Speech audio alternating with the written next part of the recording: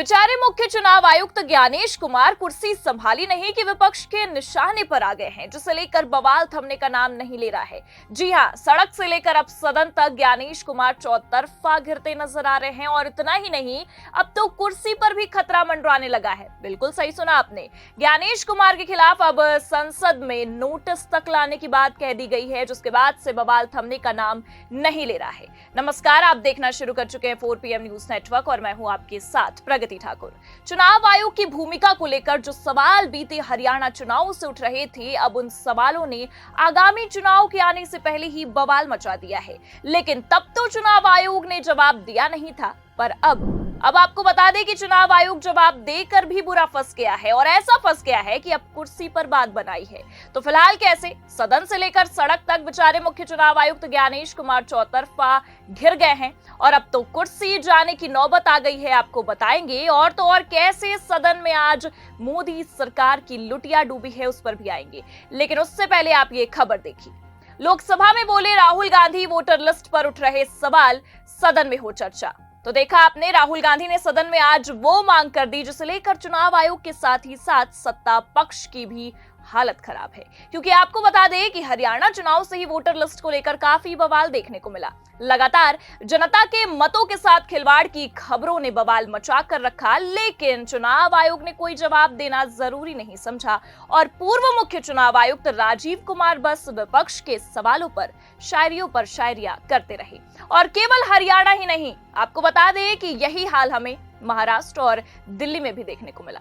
यही सवाल विपक्ष उठाता रहा। लेकिन सबसे खास बात आपको बता दें कि इस बार सवाल केवल विपक्षी नेता अपने आप में ही नहीं उठा रहे हैं। इस बार मामले को संगीनता से लेते हुए सदन में उठाने की मांग की गई है और राहुल गांधी ने तो साफ कह दिया है कि मोदी सरकार कम से कम इस मामले पर बात तो करे। लेकिन सरकार है कि बात करने तक को राजी नहीं हो रही है, जिसे लेकर आज सदन में काफी हंगामा देखने को मिला। जी हां, आपको बता दें कि एक तरफ जहां नेता प्रतिपक्ष राहुल गांधी ने सदन में मोर्चे को संभाला, तो वही खबर ये भी है कि अब चुनाव आयोग के खिलाफ पूरा का पूरा विपक्षी खेमा एक्टिव हो गया है। और इतना ही नहीं, अब सदन में केवल वोटर लिस्ट के मुद्दे पर ही नहीं, बल्कि चुनाव आयोग और सरकार के इस मिली भगत की राजनीति पर भी चर्चा होने की बात सामने निकल कर आई है। और बवाल तो तब बढ़ गया है जब खबर ये निकल कर सामने आई है कि 193 नोटिस चुनाव आयोग के खिलाफ संसद में पेश किए जाएंगे।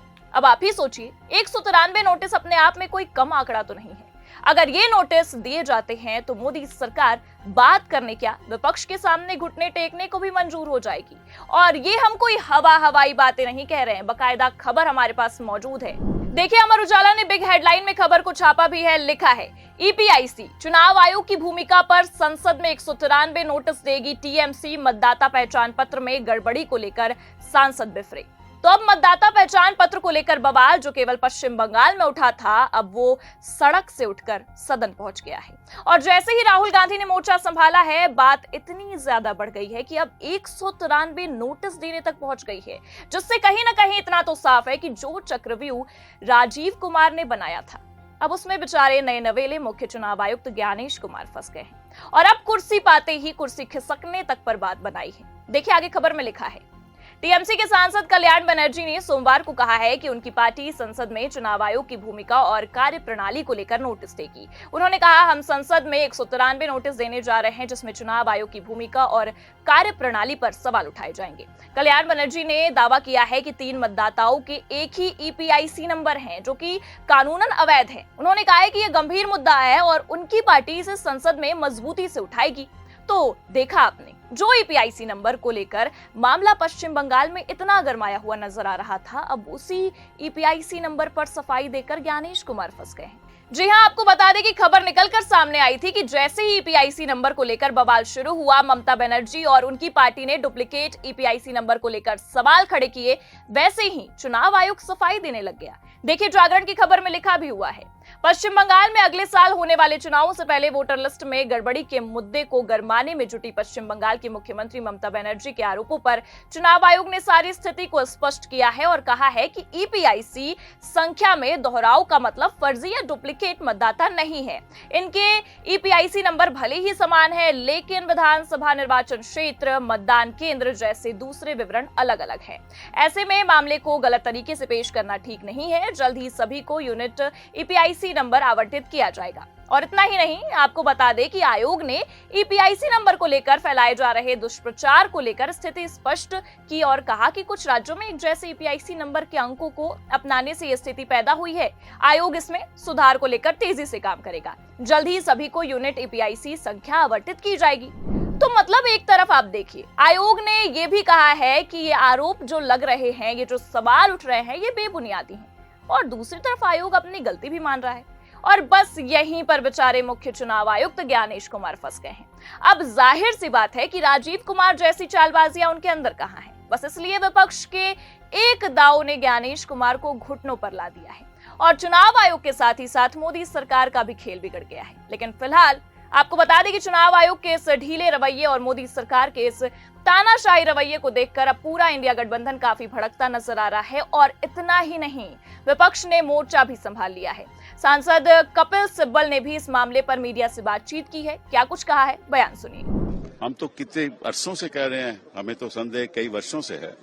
हम ईवीएम की अभी बात नहीं कर रहे, वो तो अलग बात है, वो अलग चर्चा होगी उसके बारे में कि जिस तरह से इलेक्शन कराते हैं और जमीन पे क्या होता है वो तो हमको मालूम है, सभी को मालूम है, लेकिन सुनने वाला कोई नहीं है। न कोर्ट सुनती है, न इलेक्शन कमीशन सुनती है, और बात ये लोकतंत्र की करते हैं। तो सुना आपने, कपिल सिब्बल ने तो साफ साफ कह दिया है और बहुत ही सटीक बात कही है। इस मुद्दे को आज से नहीं बल्कि कब से उठाया जा रहा है, लेकिन कोई सुनने को तैयार नहीं है, ना कोर्ट ना खुद चुनाव आयोग। तो भला कैसे इस समस्या का हल निकलेगा?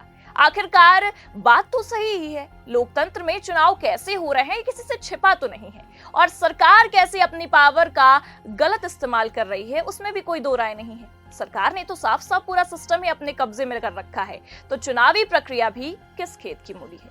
खैर, आपको बता दें कि अभी कुर्सी संभालते ही ज्ञानेश कुमार की हालत खराब है। और इतना ही नहीं, अब तो कुर्सी संभाले 1 महीना होने से पहले ही कुर्सी जाने तक की नौबत आ गई है। 193 नोटिस संसद में पेश होने वाले हैं। चुनाव आयोग पर तगड़ा एक्शन होने की संभावनाएं हैं, लेकिन सवाल यह भी है कि क्या सत्ता पक्ष ऐसा होने देगी? 193 नोटिस संसद में पेश हो पाएंगे? आपको क्या लगता है? इस सवाल का जवाब कमेंट करके जरूर बताएं। ये खबर कैसी लगी, लाइक और शेयर जरूर करें। चैनल पर नए हैं तो सब्सक्राइब और ज्वाइन करना भी ना भूलें। देखते रहिए 4PM न्यूज नेटवर्क। नमस्कार।